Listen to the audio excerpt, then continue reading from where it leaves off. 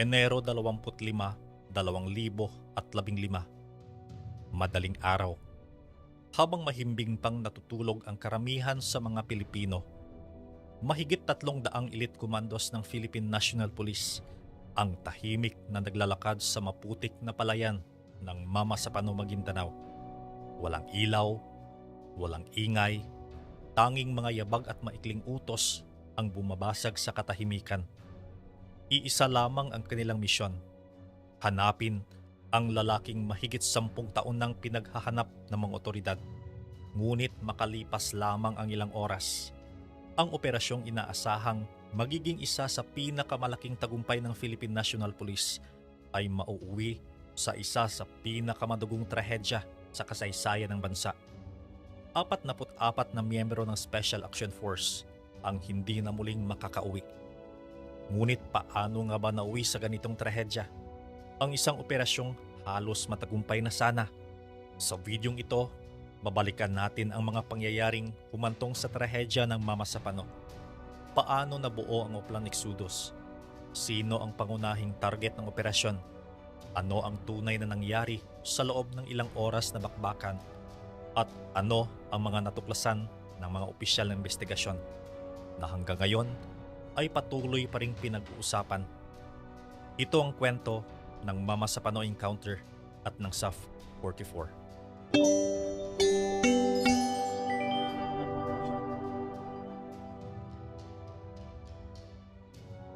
Bago pa man mangyari ang Mama Sapano, may isang pangalan na paulit-ulit nang lumalabas sa intel reports ng iba't ibang bansa: Zulkifli Binhir, mas kilala sa alias na Marwan, isang Malaysian national.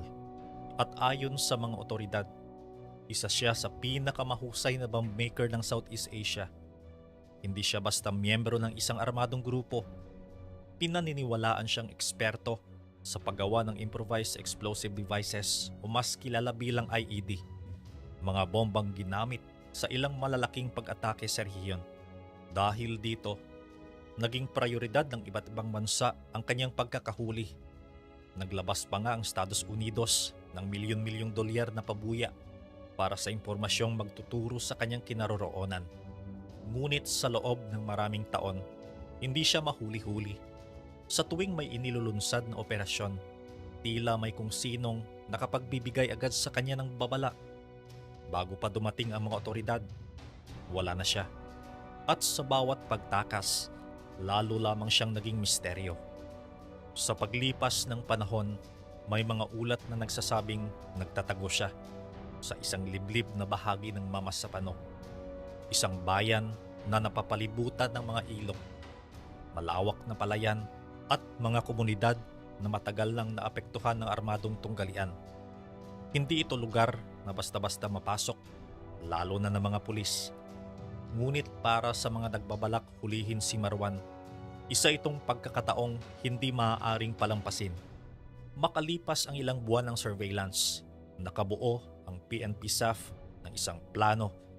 Tinawag nila itong Oplan Exodus, isang operasyong may isang layunin: pasukin ang Mama Sapano, hanapin ang target at makaalis bago pa man makapagtipon ang mga armadong grupong maaaring sumaklolo sa kanya.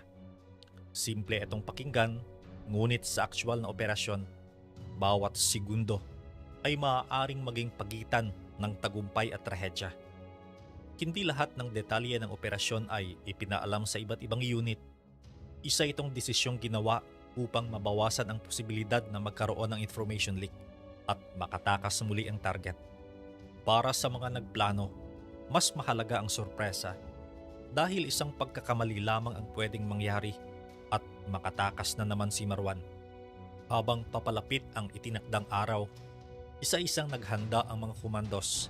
Sinuri ang kanilang mga armas, mga radyo, mga bala at mga kagamitang kakailanganin sa mahabang paglalakad sa dilim. Para sa marami sa kanila, isa na naman itong misyon. Isa na namang operasyong kailangan nilang tapusin. Ngunit wala ni isa ang nakakaalam na sa pagpasok nila sa Mama Sapano, may ilan sa kanila ang hindi na muling makakabalik sa kanilang mga pamilya. Habang papalapit ang itinakdang araw, lalo ring humigpit ang seguridad ng buong operasyon. Hindi ito basta ordinaryong police raid. Bawat impormasyon ay kailangang manatiling lihim dahil alam ng mga nagplano na kapag may isang detalye lamang na makarating sa maling tao, pwedeng muling makatakas ang target. Isa-isang nagtipon ang mga miyembro ng Special Action Force. Tahimik nilang inihanda ang kanilang mga kagamitan, mga baril, mga bala, mga radyo at mga supply na kakailanganin sa mahabang lakaran. Walang maingay na usapan, walang biro. Alam nilang isa itong high-risk operation. Bandang hating gabi, nagsimula na silang kumilos. Mahigit 300 SAF commandos ang nahati sa iba't ibang grupo. May assault team, may blocking force at may mga unit na nakahandang magsilbing suporta sakaling magkaroon ng engkwentro. Bawat grupo ay may malinaw na tungkulin, ngunit iisa lamang ang layunin: makatapos ang misyon, makalabas silang lahat ng ligtas. Habang naglalakad, isa-isa nilang tinawid ang mga ilog, lumulusong sa maputik na palayan at dumaraan sa mga lugar na halos walang ilaw. Hindi sila maaaring mag-ingay. Hindi sila maaaring gumamit ng anumang liwanag na maaaring makatawag pansin. Kahit ang pinakamaliit na pagkakamali ay maaaring magbunyag sa kanilang kinaroroonan. Lumilipas ang ilang oras. Unti-unti silang nakalapit sa lugar kung saan pinaniniwalaang nagtatago si Marwan. Sa puntong iyon, wala nang maaaring umatras. Bandang madaling araw, narating ng assault team ang target na lugar. Tahimik ang paligid. Sa unang tingin, parang isa lamang itong karaniwang pamayanan. Ngunit ayon sa intel reports, naroon ang lalaking matagal nang hinahanap ng mga otoridad. Ilang sandali ang lumipas at nagsimula ang operasyon. Mabilis ang pangyayari. Sa loob lamang ng maikling panahon, nakumpirma ng assault team na napatay ang target na pinaniniwalaang si Marwan.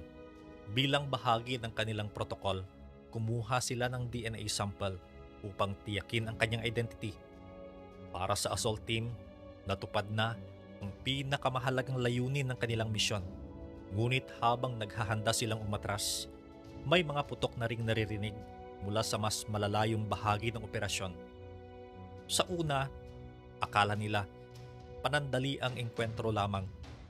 Ngunit habang lumilipas, palakas na palakas ang putukan at parami ng parami ang mga ulat na pumapasok sa radyo. Samantala, ang mga miyembro ng blocking force ang unang nakasagupan ng mga armadong grupo na papalapit sa lugar. Ang kanilang tungkulin ay pigilan ang sinumang susubok na makalapit sa assault team. Ngunit habang tumatagal, lalo nilang napapansin na dumarami ang kanilang kaharap. Hindi na ito isang maikling bakbakan.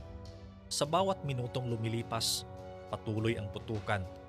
Patuloy ang pagdating ng mga armadong kalalakihan mula sa iba't ibang direksyon. At unti-unti nagiging malinaw na ang operasyong inaasahang matatapos sa loob lamang ng ilang oras ay nagiging isang laban para sa buhay. Pagsikat ng araw, unti-unti nang luminaw ang buong paligid. At kasabay ng pagsikat ng araw, unti-unti ring nakita ng mga miyembro ng 55th Special Action Company ang lawak ng kanilang kinakaharap.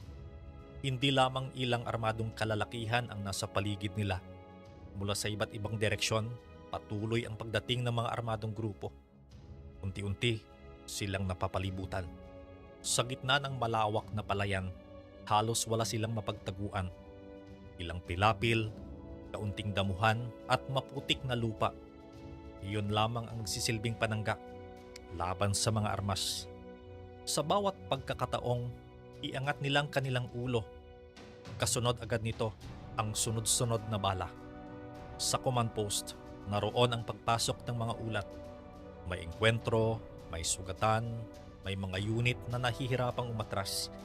Sa radyo, sunod-sunod ang komunikasyon.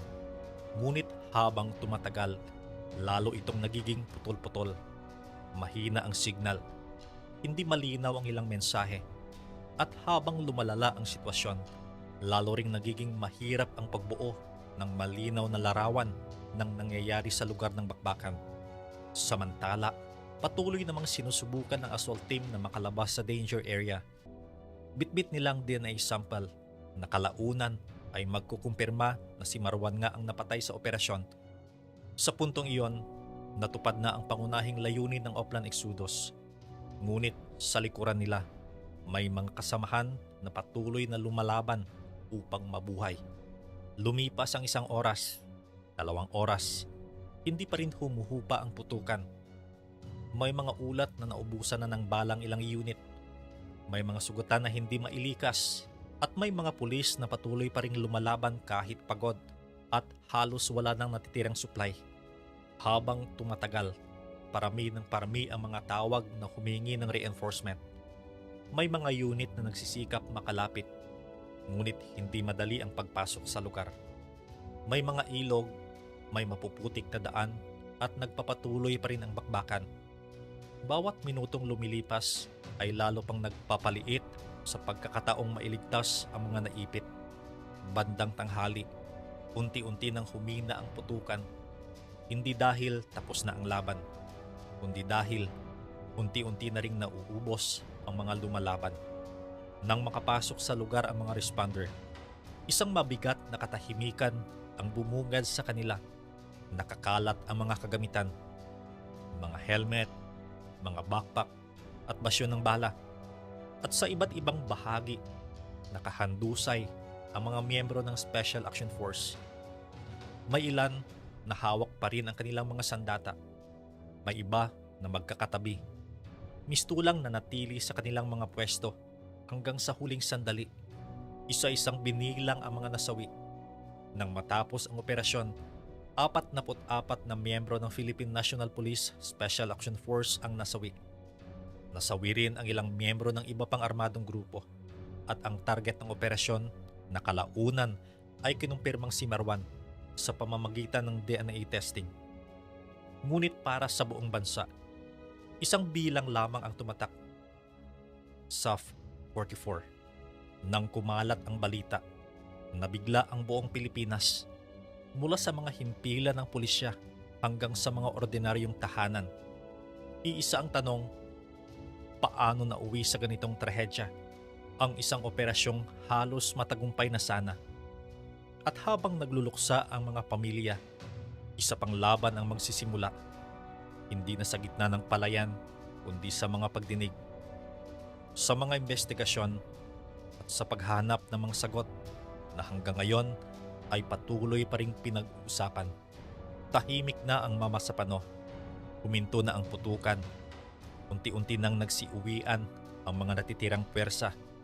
Ngunit para sa mga pamilyang naghihintay, doon pa lamang nagsisimula ang pinakamahirap na bahagi, ang paghihintay ng mga sagot. Sa mga sumunod na araw, isa-isang dumating ang mga kabaong. Bawat isa nababalutan ng watawat ng Pilipinas, tahimik na nakahanay, habang nakatayo sa gilid ang kanilang mga asawa, mga magulang, mga anak, at mga kasamahang halos hindi pa rin makapaniwala sa nangyari. Sa Camp Bagong Diwa at sa iba't ibang himpilan ng pulisya, isang tanawin ang tumatak sa alaala ng maraming Pilipino. Mga pulis na nagbibigay ng huling saludo, mga pamilyang yakap ang kabaong ng kanilang mahal sa buhay, at mga batang na hindi pa lubos na uunawaan kung bakit hindi nauuwi ang kanilang ama. Kasabay ng pagluluksa, sunod-sunod ding inilunsad ang mga investigasyon. Nagkaroon ng pagdinig sa Senado. Nagsagawa ng sariling pagsusuri ang PNP. Naglabas din ng ulat ang Board of Inquiry. Layunin nilang alamin kung ano ang nangyari at kung bakit nauwi sa trahedya ang operasyon. Sa paglipas ng mga linggo, isa-isang lumabas ang mga natuklasan. Lumitaw sa mga opisyal na ulat na may mga hamon sa pagpaplano at sa koordinasyon ng operasyon. May mga unit na hindi agad nabigyan ng kumpletong impormasyon. May mga pagkakataon na naging mahirap ang komunikasyon habang nagpapatuloy ang bakbakan. At habang lumalala ang sitwasyon, lalo ring naging komplikado ang pagdedesisyon ng mga nasa command. Isa rin sa mga pinakamadalas itanong ay ang tungkol sa reinforcement. Bakit natagalan ang pagdating ng karagdagang pwersa? Mayroon pa bang magagawa upang mailigtas ang mas marami? Hanggang ngayon, iba-iba pa rin ang pagsusuri at pananaw ng mga taong sangkot sa operasyon. At ito ang dahilan kung bakit nananatiling isa sa pinaka-pinag-uusapang kabanata ang Mama Sapano. Sa kabila ng lahat, may isang bagay ang hindi na mababago. Sa pamamagitan ng DNA analysis, kinumpirma ng mga otoridad na ang target ng operasyon na si Zulkifli Binhir o Marwan ay napatay nga. Naisakatuparan ang pangunahing layunin ng Oplan Exodus. Ngunit ang tagumpay na iyon ay may napakabigat na kapalit. 44 na buhay. Lumipas ang mga taon, ngunit hindi na nawala ang alaala ng sa 44. Tuwing sasapit ang Enero 25, muling ginugunita ang kanilang sakripisyo. Binabasa ang 44 na pangalan, hindi bilang mga numero, kundi bilang mga tao. Mga anak, mga ama, mga asawa, mga kaibigan, mga pulis na tumupad sa kanilang sinumpaang tungkulin. Ngunit marahil ang pinakamahalagang iniwan ng Mama Sapano ay hindi lamang ang alaala ng isang madugong operasyon, kundi ang mga aral na dapat pagnilayan ng bawat susunod na henerasyon, na sa bawat misyong isinasagawa, mahalaga ang matapang na pagpapasya. Ngunit kasabay nito, mahalaga rin ang malinaw na koordinasyon, ang maayos na komunikasyon, at ang bawat hakbang na naglalayong mapangalagaan ang buhay ng mga ipinapadala sa pinakamapanganib na tungkulin. Mahigit isang dekada nang lumipas, ngunit sa tuwing mababanggit ang pangalang Mama Sapano, hindi lamang isang operasyon ang naaalaala ng maraming Pilipino. Isa itong paalala na sa likod ng bawat balitang napapanood, may mga taong totoong nangarap, naglingkod at nag-alay ng kanilang buhay. Marahil, iyon ang pinakamasakit na bahagi ng kwento ng Mama Sapano.